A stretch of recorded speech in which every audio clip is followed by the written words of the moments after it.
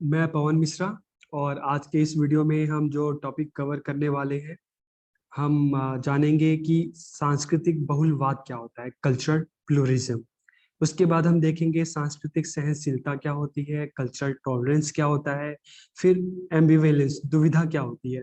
तो इससे पहले की वीडियो लेक्चर में हमने जाना कि कल्चरल लैग क्या होता है, जिसको सांस्कृतिक अंतराल कहते हैं। फिर कल्चरल कॉन्फ्लिक्ट्स क्या होता है, जिसको हम कहते हैं सांस्कृतिक संघर्ष। उसके बाद हम अकल्चरलेशन एंड इनकल्चरलेशन का हमने किया था। और आज की इस वीडियो लेक्चर में उसी का जो सेकंड पार्ट है कि कल्चरल प्लूरिज्म क्या होता है, कल्चरल टॉलरेंस क्या होता है, और एम्बिवेलेंस क्या होता है, सांस्कृतिक बहुलवाद, सहनशीलता और दुविधा। तो हम एक एक जो ये शब्द है इसको डिकोड करने की कोशिश करेंगे। और इस वीडियो लेक्चर के बाद आप इसको समझ सकेंगे कि कल्चरल प्लूरिज्म क्या है, टॉलरेंस क्या है और एम्बिवेलेंस क्या है। तो हम शुरू करते हैं।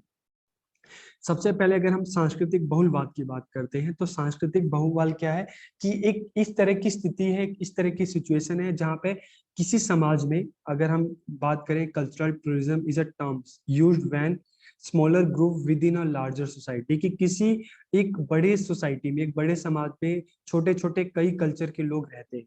ठीक है। Larger society maintain their unique culture identities and their values and practices are accepted by the wider culture, कि उस बड़े समाज के द्वारा उन छोटे छोटे जो अलग अलग कल्चर है उनकी वैल्यूज और जो चीजें हैं उनको मान्यता दी जा रही है। ठीक है। They are consistent with the laws and values of the wider society. तो इसमें अब क्या है कि हम देखते हैं किसी एक बड़ी सोसाइटी में काफी सारे अलग अलग छोटे छोटे कल्चर रह रहे हैं। वो अपने हिसाब से अपनी लाइफ को जी रहे हैं। और जो लार्ज सोसाइटी है, जो बड़ा कल्चर है, वो सबको ही एक्सेप्टेंस दे रहा है। लेकिन इसमें भी क्या है कि जो छोटे छोटे कल्चर हैं उनको जो जो उस बड़ी सोसाइटी के जो रूल्स हैं उसको फॉलो करने पड़ रहे हैं, उनकी बात को मानना पड़ रहा है। ठीक है। तो सांस्कृतिक बहुलवाद शब्द का उपयोग बड़े समाज के भीतर उन छोटी सांस्कृतिक समूह के लिए किया जाता है जो अपनी विशिष्ट सांस्कृतिक पहचान को बनाए रखते हैं और उनके मूल्यों और प्रथाओं को उस समाज की व्यापक संस्कृति द्वारा स्वीकार किया जाता है, बशर्ते वे उस समाज के नियमों और मूल्यों के अनुरूप हो। ठीक है। अब इस तरह से समझ में नहीं आ रहा, या तो हम इसको एक उदाहरण की तरफ ले लेते हैं। इसका सबसे बड़ा उदाहरण जो है अमेरिका। हम अमेरिकन कल्चर को देखते हैं तो अमेरिकन सोसाइटी में जो अमेरिकन कल्चर है हम उसको एक वाइडर सोसाइटी हम देख सकते हैं, एक लार्जर सोसाइटी देख सकते हैं अमेरिकन कल्चर। लेकिन वहाँ पे दुनिया भर से लोग जाके वहाँ पे अलग अलग कल्चर के लोग रहे हैं, इंडिया के लोग भी रह रहे हैं, श्रीलंका के लोग भी रह रहे हैं वहाँ पे, पाकिस्तान से जा रहे हैं, बांग्लादेश से जा रहे हैं, साउथ अफ्रीका से जा रहे हैं। तो दुनिया भर के कल्चर के लोग वहाँ पे रह रहे हैं अमेरिका में। तो एक वाइडर कल्चर जो लार्ज सोसाइटी कौन सी होगी, अमेरिकन सोसाइटी। और उसमें जो स्मॉल सोसाइटी हो गए, स्मॉलर जो ग्रुप्स हो गए, वो India, Japan, Germany, Sri Lanka, Bangladesh से स्मॉलर ग्रुप हो गए। अब ये सब अपने अपने कल्चर को फॉलो तो कर रहे हैं, लेकिन इनको किसके हिसाब से चलना है, जो अमेरिकन की जो सोसाइटी, वहाँ के जो रूल्स हैं उसके अनुसार चलना है। आप इसके कुछ और एग्जांपल देख लेते हैं। जैसे मान लो आप अगर अमेरिका में रह रहे हो, वहां पे आप अगर होली मनाना चाहते हो, होली खेलना चाहते हो, या दीपावली, जो इस तरह के जो त्योहार हैं, अगर आप इनको सेलिब्रेट करना चाहते हो, मनाना चाहते हो, तो ये भी आपको वहाँ की जो मतलब गवर्नमेंट है, वहां से आपको परमिशन लेनी पड़ेगी। आप ऐसे नहीं कि दिवाली मिला के पटाखे फोड़ दिए और ये सारी चीजें नहीं। आपको वहाँ के जो रूल्स हैं उसके हिसाब से ये चीजें आपको फॉलो करनी पड़ेगी, माननी पड़ेगी। तो कल्चरल प्लूरिज्म का सबसे बड़ा एग्जांपल जो है अमेरिका है। अमेरिकन कल्चर को देखते हैं जहाँ पे एक बड़ा कल्चर है अमेरिकन जो सोसाइटी, अमेरिकन कल्चर, और वहाँ पे दुनिया भर के जो छोटे छोटे कल्चर हैं। तो कल्चरल प्लूरिज्म में क्या होता है, एक डोमिनेटेड कल्चर होता है जैसे अमेरिकन सोसाइटी, और बाकी स्मॉल कल्चर्स होते हैं। तो सभी को राइट होता है कि अपने अपने तरीके से अपने अपने कल्चर को, वैल्यूज को सब फॉलो करें, लेकिन उनको वहाँ की सोसाइटी के रूल्स को फॉलो करना पड़ता है। ठीक है। तो cultural pluralism is distinct from multiculturalism. Multiculturalism lack the requirement of a dominant culture, कि कल्चरल जो सांस्कृतिक बहुलवाद है, ठीक है, इसको हम बहुत संस्कृतिवाद से अलग है। कल्चरल प्लूरिज्म और मल्टीकल्चरलिज्म दो अलग चीजें हैं। कल्चरल प्लूरिज्म में सांस्कृतिक बहुलवाद में एक डोमिनेटेड कल्चर होता है, सोसाइटी में एक बड़ा कल्चर होता है और बाकी छोटे छोटे कल्चर होते हैं। लेकिन मल्टीकल्चरलिज्म में हम देखते हैं यहाँ पे कोई सोसाइटी में इस तरह का कोई डोमिनेटेड कल्चर नहीं होता। ठीक है, बल्कि सब बराबर होते हैं। जैसे इंडियन सोसाइटी को देखते हैं, इंडिया में कोई एक डोमिनेटेड कल्चर नहीं है। इंडिया में 1000 से ज्यादा कल्चर है और सबको अपनी तरफ से पूरी फ्रीडम दे रखी है, सब अपने अपने कल्चर को अपने अपने तरीके से फॉलो कर सकते हैं। ठीक है, तो इंडिया में प्लुरलिज्म नहीं है, इंडिया में क्या है, मल्टीकल्चरलिज्म या बहुसंस्कृतिवाद है।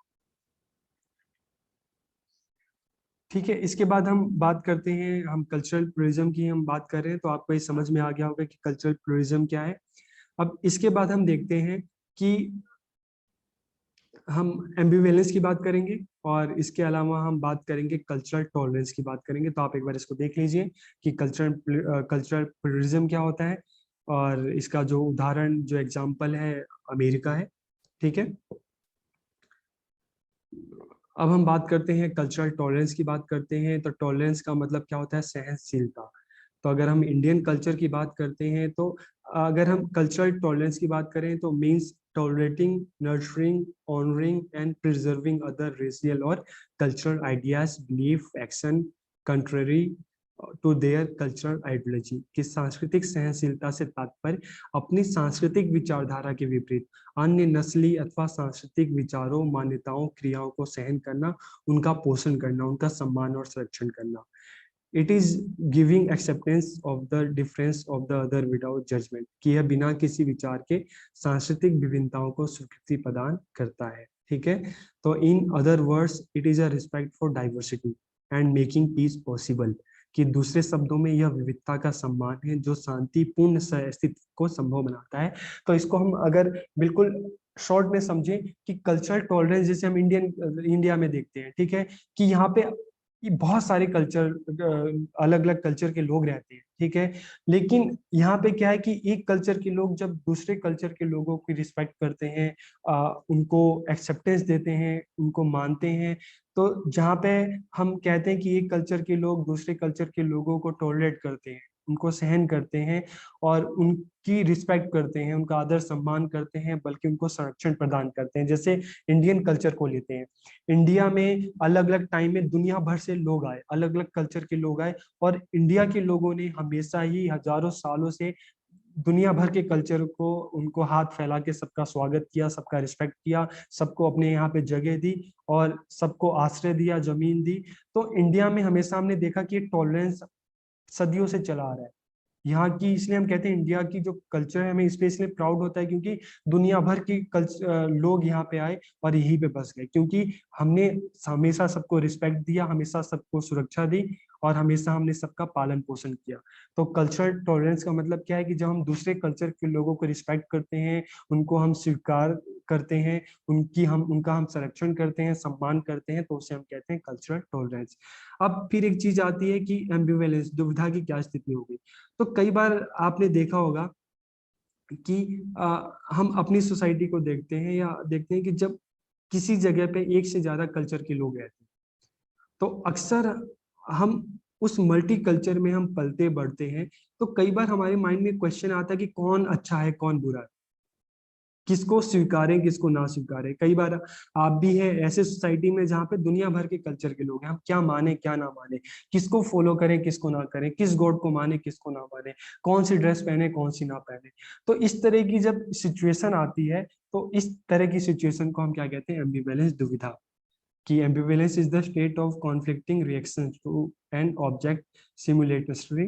दुविधा एक साथ एक वस्तु के लिए परस्पर विरोधी प्रतिक्रियाओं की स्थिति है। It is a behaviour that involves positive और negative elements toward an object और पर्सन। कि एक ऐसा व्यवहार है जिसमें किसी वस्तु अथवा व्यक्ति के प्रति सकारात्मक अथवा नकारात्मक तत्व शामिल है। If a person is less sure about his behaviour, his ambivalence increases. एक व्यक्ति अपने व्यवहार के प्रति जितना कम सुनिश्चित होता है, उसकी दुविधा उतनी बड़ी होती है। तो जब हम एक इस तरह के कंट्री में रहें, सोसाइटी में रहें जहाँ पे बहुत सारे कल्चर है, तो वहां पे हमें इस तरह की एम्बिवेलेंस या दुविधा का सामना करना पड़ सकता है कि किसको फॉलो करें किसको ना फॉलो करें, कौन सा कल्चर अच्छा है कौन सा नहीं है। तो इस तरह की सिचुएशन जो होती है, तो उसे हम क्या कहते हैं, एम्बिवेलेंस या दुविधा कहते हैं।